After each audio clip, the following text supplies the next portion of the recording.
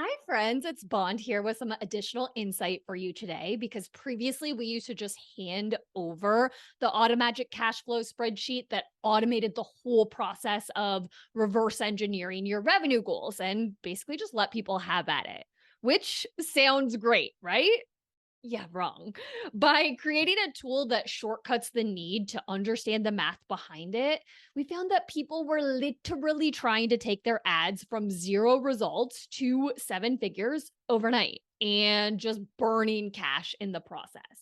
So, to ensure that doesn't happen to you, consider this a bonus training to help you learn how to think like a strategist. Because the only real shortcut to scaling is actually doing the work. And in this case, the work starts with a boatload of math. So let's jump into it. Starting with the question, how much revenue do I want to generate from ads next month? Now, notice a key word in that question, want. Maybe you want to make 100 grand, but is that realistic? Let's find out using this tool. To determine how many sales you need, you'll just enter the price of your product. So if your offer is $2,000, you'd need 50 sales to make $100,000. Easy, right? It's just your revenue goal divided by the price of your product. However, if you only had one sale last month, then jumping to 50 this month might not be so easy. I mean, it's not impossible. You just need enough leads in the pipeline to make it happen. How many? Well, that depends on your unique sales process. I mean, that's why you run the money test in the first place, so that the dashboard accurately spits out your conversion rates for the automatic cash flow tab. So, for the leads you'd need to generate via the eternity ad and the recovery ad, the calculator takes the sales required from the last step and divides it by your actual sales conversion rate. So if your sales conversion rate is 1%, you'd need 5,000 leads to hit your goal. I mean, sure, that's a lot, but again, it's not impossible. You just need enough people clicking on your commit ads. How many? Yeah, you probably guessed. It depends on your unique sales process.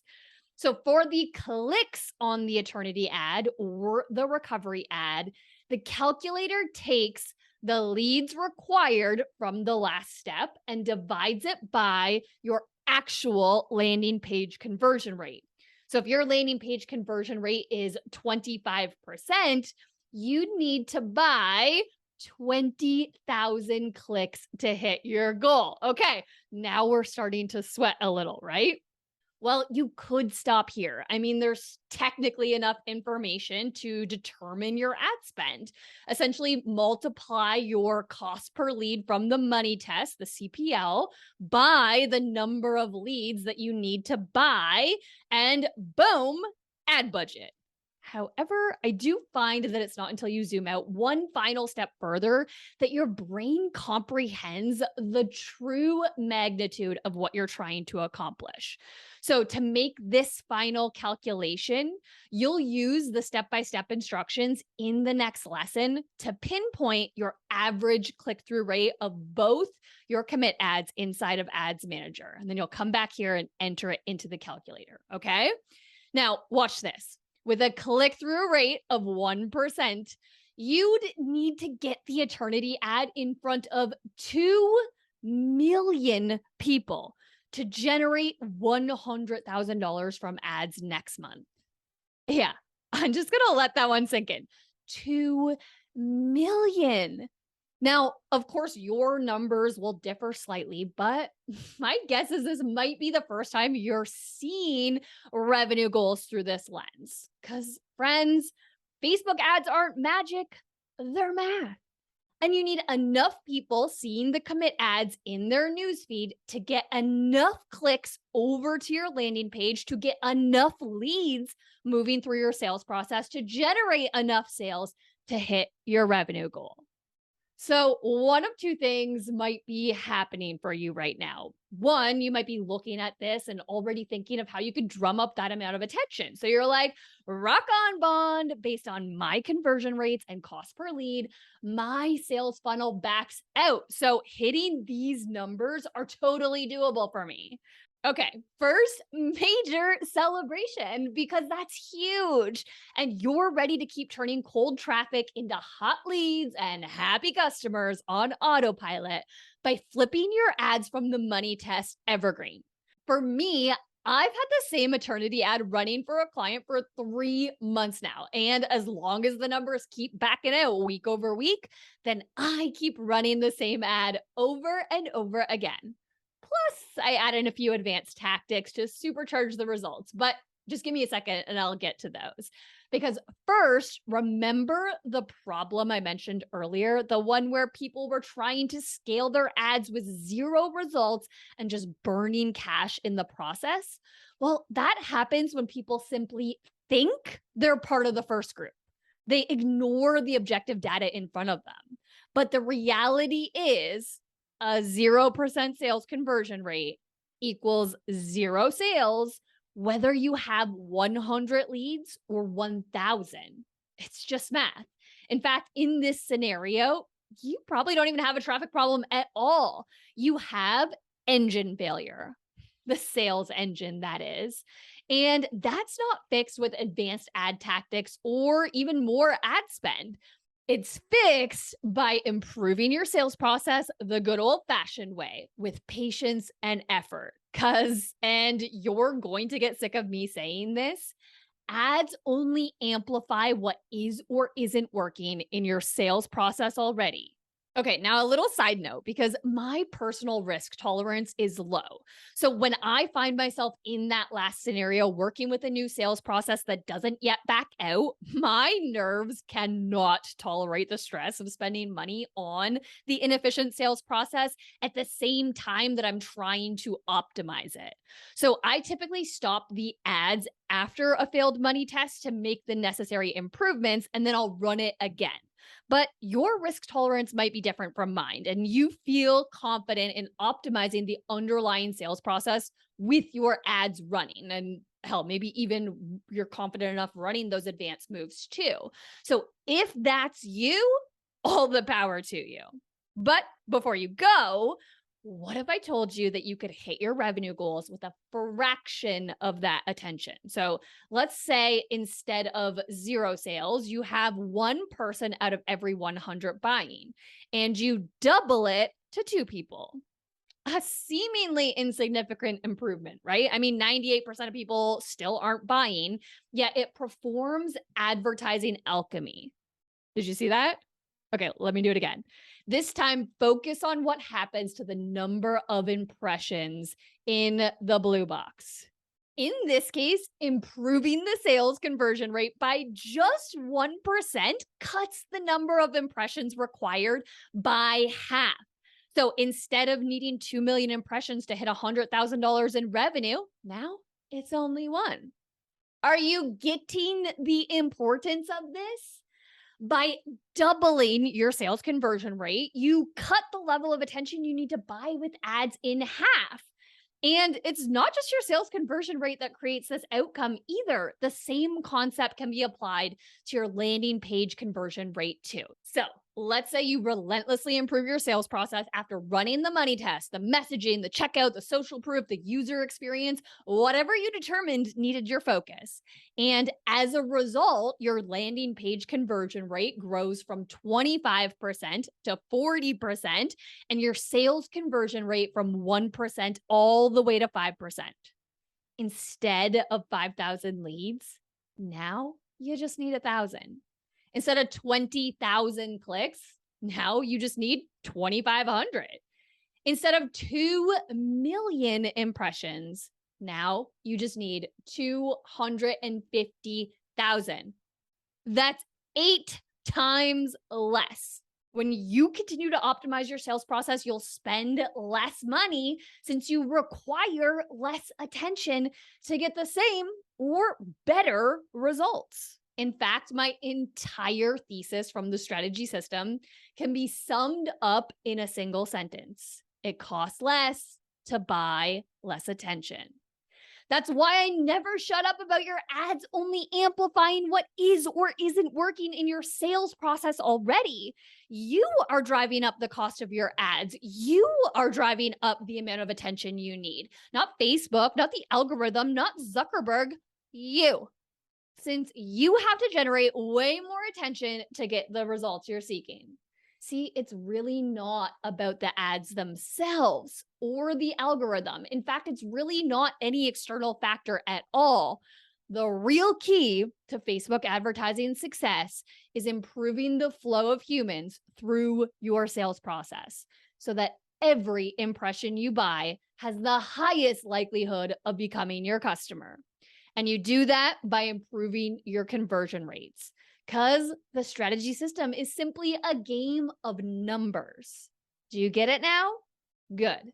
Because here's how that trickles down into ad spend.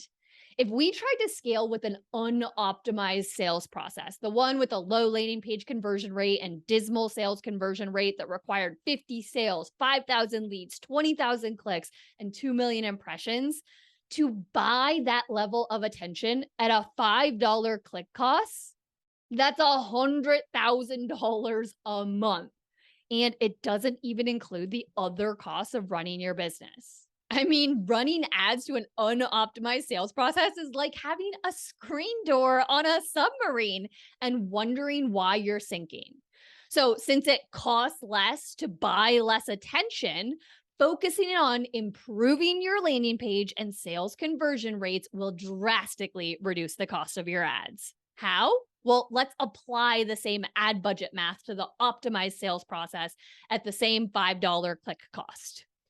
Friends, are you getting this? Would you rather give Facebook only 12.5 grand to put $100,000 in your bank account, or all 100,000 of the dollars using the exact same ad creative? Yeah, me too. I'll keep my Canadian money, thanks. Are you with me? Good. Because only once you understand the direct correlation between ad spend and conversion rates can I responsibly introduce you to these advanced moves. In the close phase, you can never run enough ads. I mean, there's infinite creative angles to explore, different ways to give people information to make their buying decision. You could amplify testimonials, overcome common objections, give product demos or walkthroughs, highlight bonuses. The list literally goes on. Do you actually remember when I introduced Hall of Fame strategist Tila Holcomb, when she asked if she should turn off her close ads with the lowest ROAS? Well, the answer to that question is always no. Don't turn off close ads because you never know which of your close ads helped someone in the process of making their final decision to buy your offer. Even if the ROAS is still 0, even if the attribution says they aren't generating sales, instead of turning off close ads, just keep layering new ones in there by duplicating the existing close campaign, but don't turn off the original. Okay, so duplicate that campaign, and then you're going to add new ad creative to the duplicate campaign. So who knows, you might end up with 6 close ads instead of just 2, or like me and my last client launch with 52 close ad creatives, which is perfect since, let me say it again, you can never run enough close ads. Now, just like we did back in module 1, let's work backward from close to commit. In this phase, there are 3 things that can quickly move the needle. First, once the Eternity ad is reliably generating leads that turn into sales consistently, it's time to dial up the lead supply from new cold audiences. All you have to do here is duplicate the existing ad set targeting any cold audience that's either interest-based or a lookalike, and replace it with a different cold audience using the same selection method that we used before. You remember that? We just made an educated guess.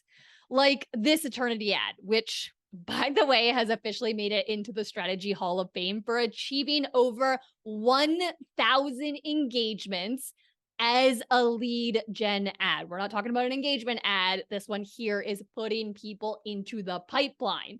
Now, this ad works. And by that, I mean it converts. So I just keep putting this same creative in front of more cold audiences, then naturally those work too. So the next tactic is when we layer the recovery ad like the close ads, so that every time someone leaves your landing page without becoming a lead, you infiltrate their newsfeed.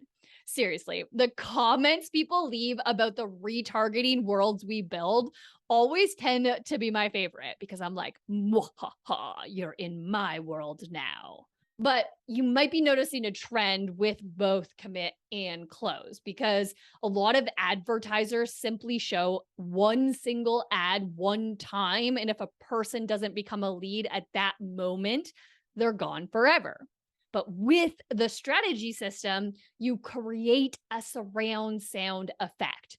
One that takes brand new humans inside your ecosystem from cold to hot to sold, all without lifting a finger, once these conditional logic style ads are set up. So those are the two commit tactics I like to start with to build a little bit more momentum, until finally it's ideal to add in another lead magnet entirely, but with one golden rule: it points to the exact same offer as your existing strategy sequence.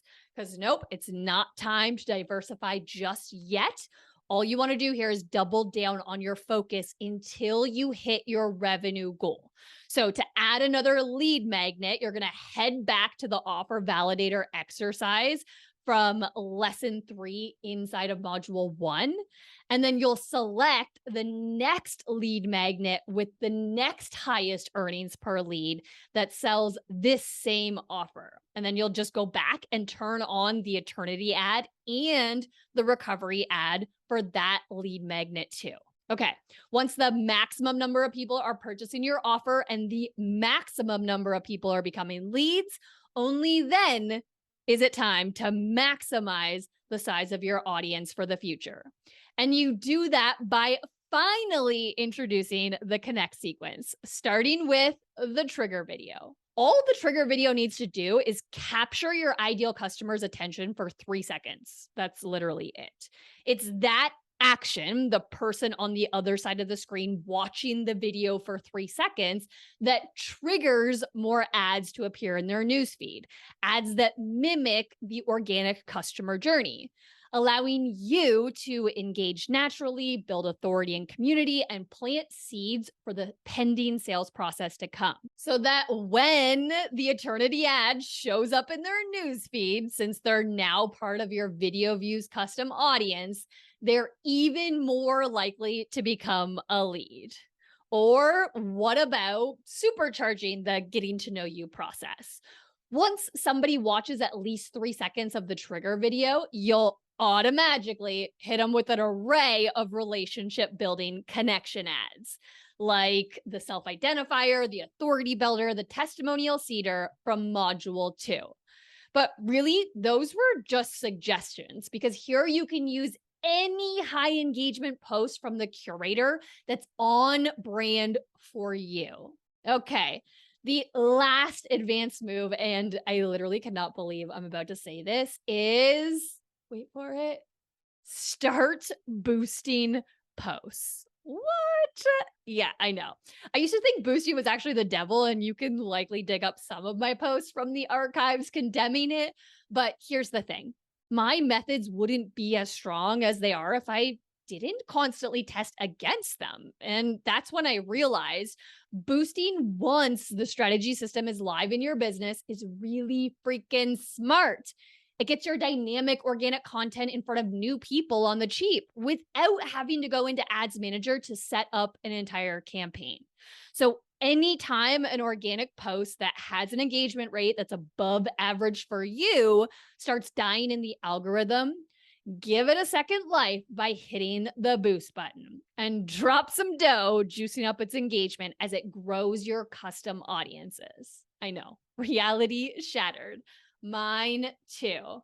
Okay, we made it through some seriously complex shit here. And I want you to know that you can watch this module as many times as you need until it clicks. But just remember the strategy system isn't a short term play, it doesn't instantly reduce your ad spend. You do. And you do that by improving your sales process day after day, week after week, month after month. Because as I always say, ads only amplify what is or isn't working in your sales process already.